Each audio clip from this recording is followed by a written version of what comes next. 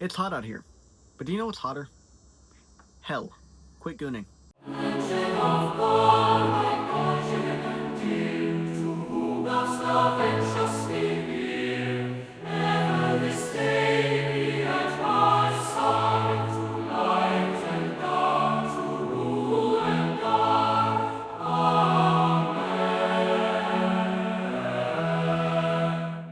Hello, my name is Alexander Augustin, and welcome to my channel, where I'll discuss matters of faith, philosophy, and ethics. I am not an authority on any matter. I am only here to promote dialogue. I apologize for any audio issues and hope to get a better recording system soon. Without further ado, let's get into the topic of this video: why pornography is evil and how to quit. Pornography is a massive problem in our world at the moment, and especially in young men. But young women are struggling with it too, just in a different form. Women typically struggle with the written out form of pornography, smut literature. And men, typically being visual creatures, we struggle with the visual form, the thing that you think of when you think of pornography.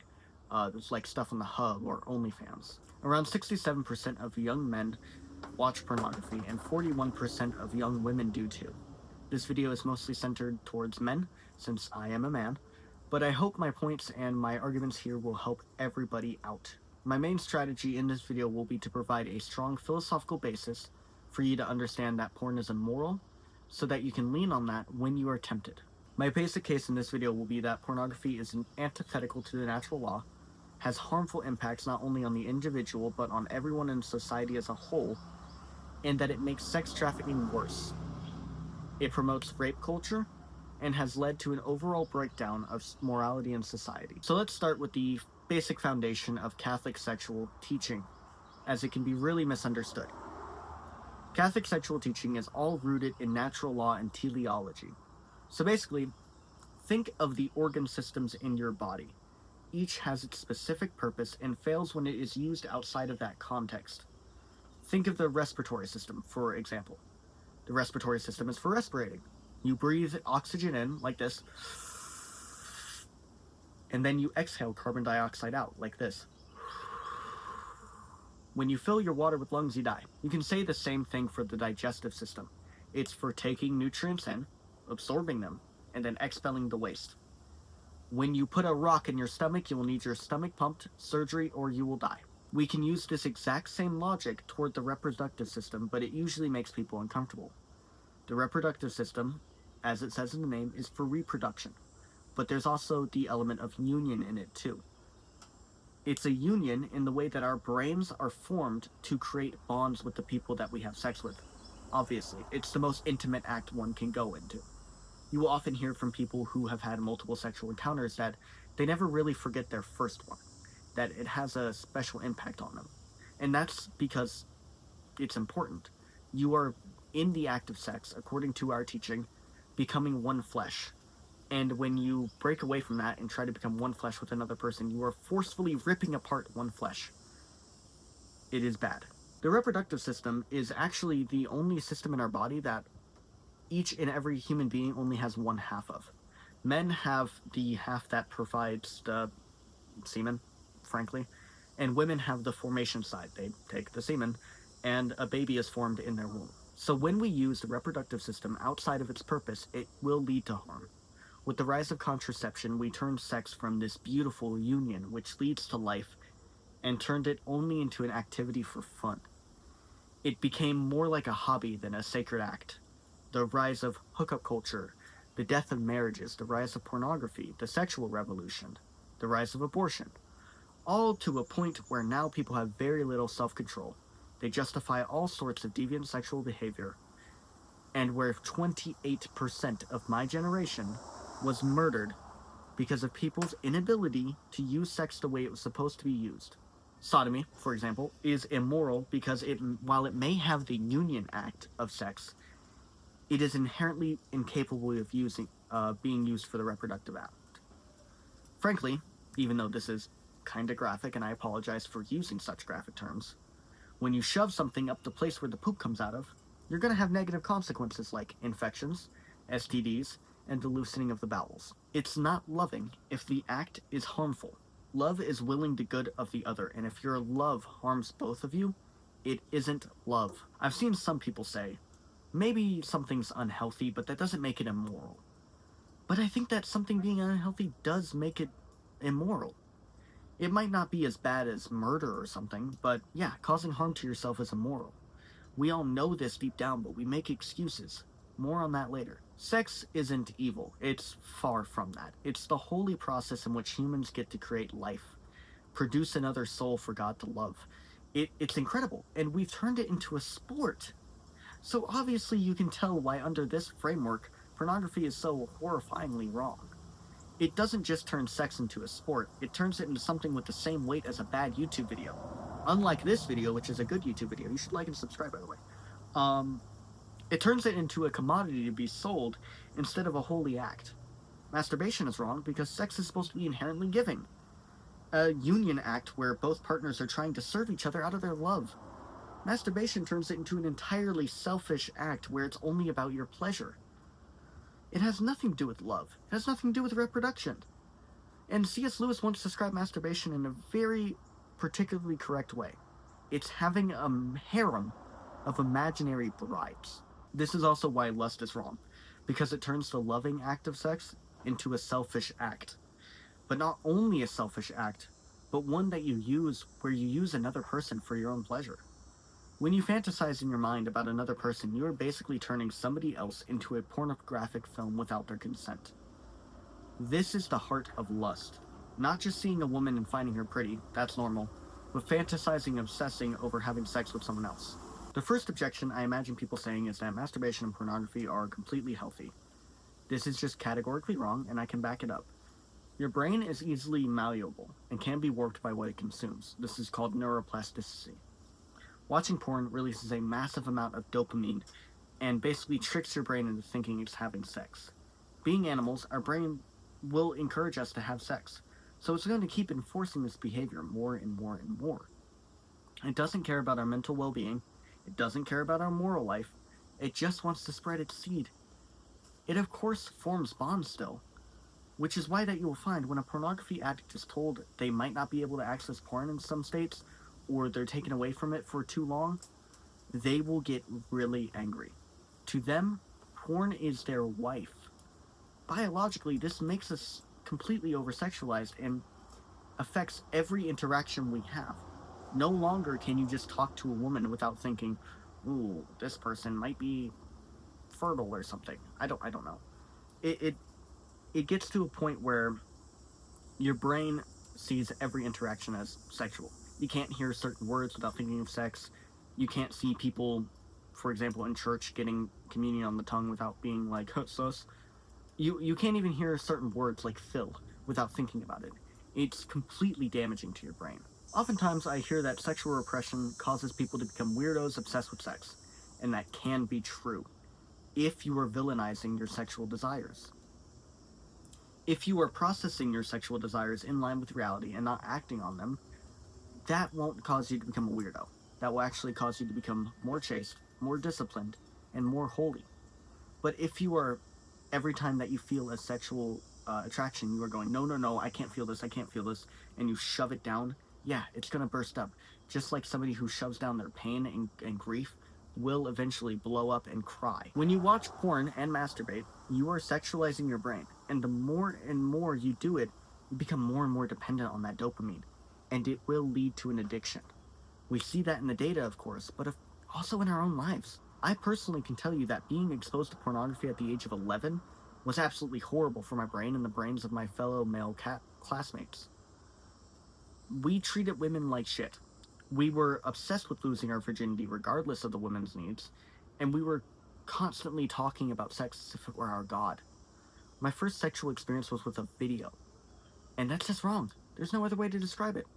It should have been with my wife. What you will find is that the more people start realizing the disastrous effects of pornography on their lives, the more people start talking about it. Accounts like Jack Piggott, Gerbert Johnson, Addiction Mindset, and so many more. Terry Crews, the Hollywood star, came out about how his porn addiction led him to commit adultery and almost destroyed his marriage. The nonprofit which I support, Fight the New Drug, has been talking about how porn harms relationships, makes people more violent, leads to an increase in sex trafficking, promotes violence, and the companies do not moderate their content, leading to videos of rape lasting on these websites for years. And this might be a bold statement, but it's absolutely true. If you watch porn like I did, routinely, for years, you have probably masturbated to a video of a woman being raped. If that does not disturb you, you need to change your life right now because you are shrouded in evil. I'll also make the same point that I heard Gerber Johnson make one time, which is, if you were exposed to porn at a young age, like 11, you were practically raped. You could not consent to that. You didn't know what it was doing to your brain. You didn't know what it was doing to your body. And it was older adults making this content. And it should have been adults stopping you from having access to it. It's not the adults' fault. They didn't know what was happening. And if they did, that's just grooming. I'm sorry, that's grooming. I recommend Matt Fradd's book, The Porn Myth, and articles and videos from Fight the New Drug, especially the ones centering on victims of sex trafficking. It's important to remember that watching porn in your bedroom is not a victimless crime.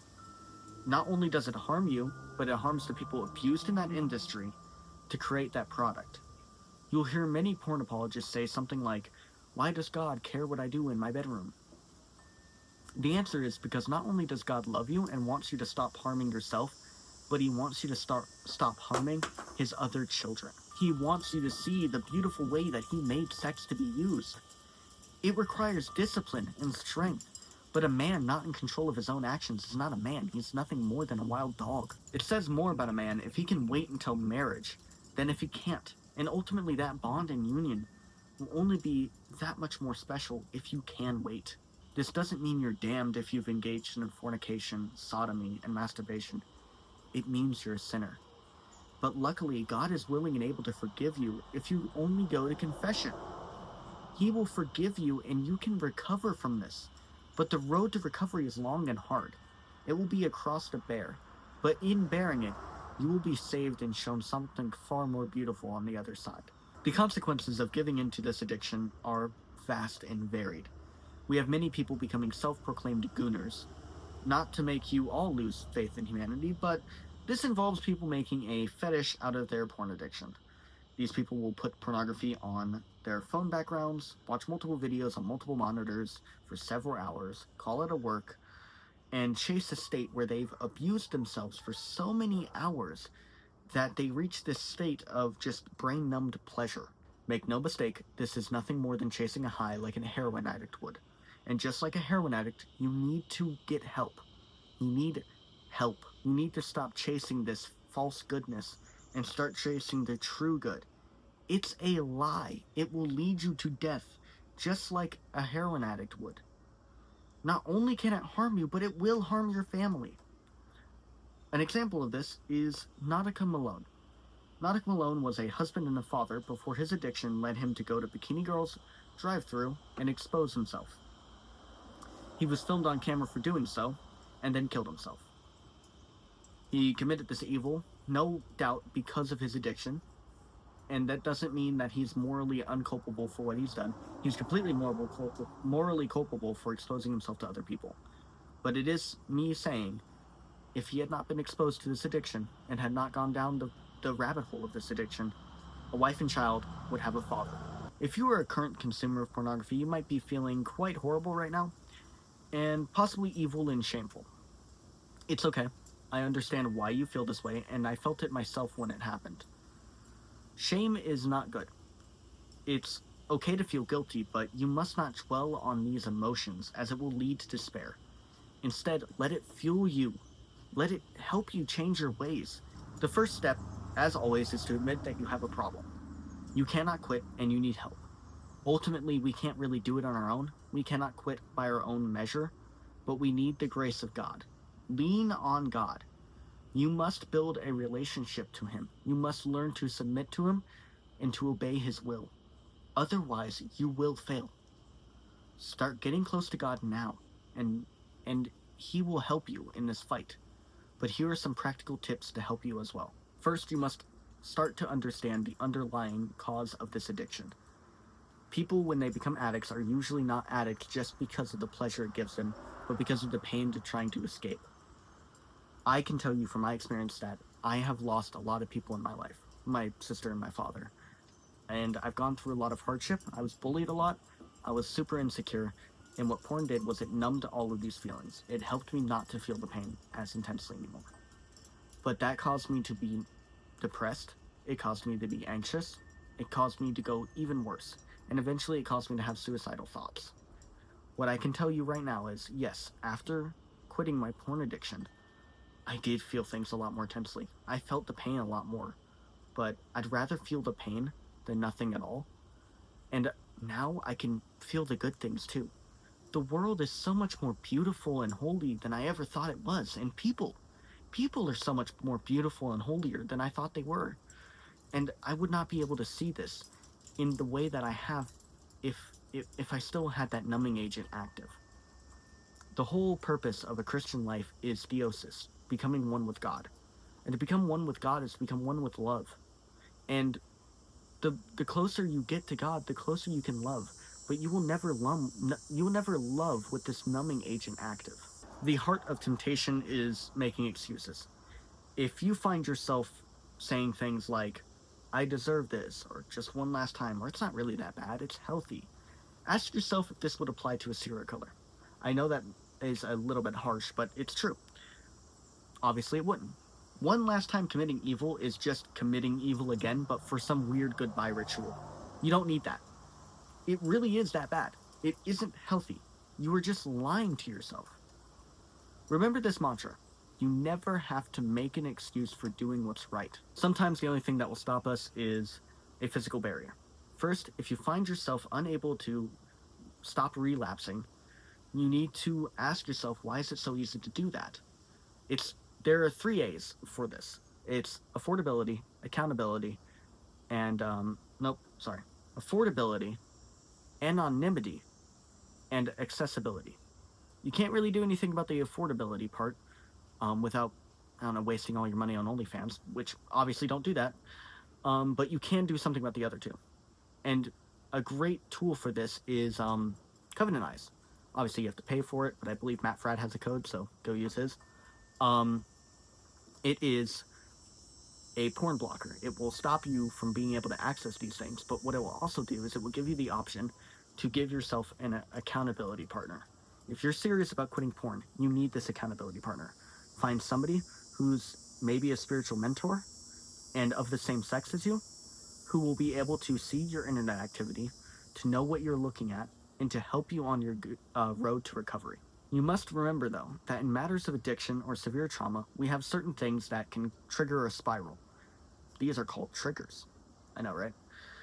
In the sacrament of confession, we proclaim to avoid sin in the near occasion of sin. I really want to focus on the near occasion of sin right now, because this is crucial. If Instagram or TikTok is causing you to get aroused or stoking your urges, delete it. If you see a post that tempts you, say out loud, trigger, stop looking at it, and go to prayer. Right now. Pray, pray, pray. This is your lifeline in this. There is no other way but to let God fight this battle for you. As it says in Philippians 4:13, through Christ all things are possible. And also, Jesus himself told us this, though in some quite hyperbolic terms. Matthew 5:29 through 30. If your right eye causes you to sin, tear it out and throw it away. It is better for you to lose one of your members than for your whole body to be thrown into hell. And if your right hand causes you to sin, cut it off and throw it away. It is better for you to lose one of your members than for your whole body to go into hell. This is a war, and I encourage you to fight this spiritual battle with our number one weapon, prayer. But equally, I suggest fasting.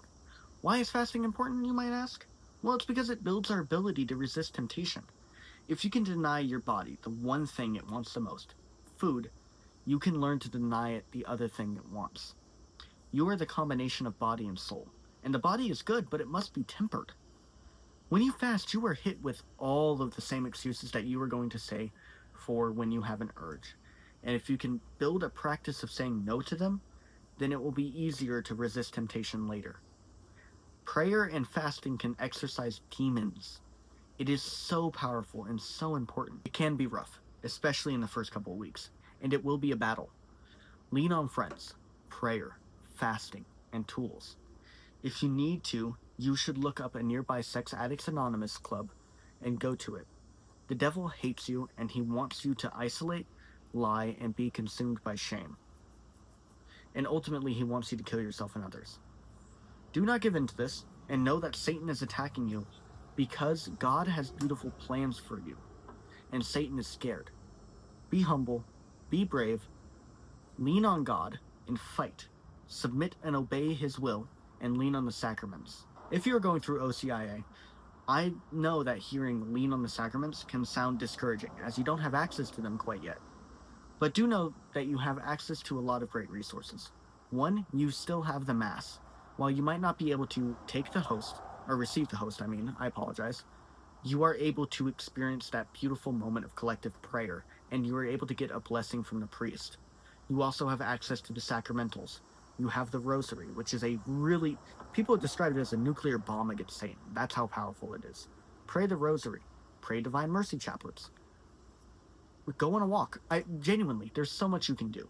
You will have to get very disciplined, though. You cannot beat this battle without discipline, prayer, and accountability. You are going to have to fight really hard. And there are going to be times where you just feel like you can't do it again. And that's when you need to pray. That's when you need to pray, pray, pray, pray, pray. You should be praying all the time, frankly, during this whole battle, but especially then. Know that when you are down and you are weary, God is ready to give you rest. We are all here for you.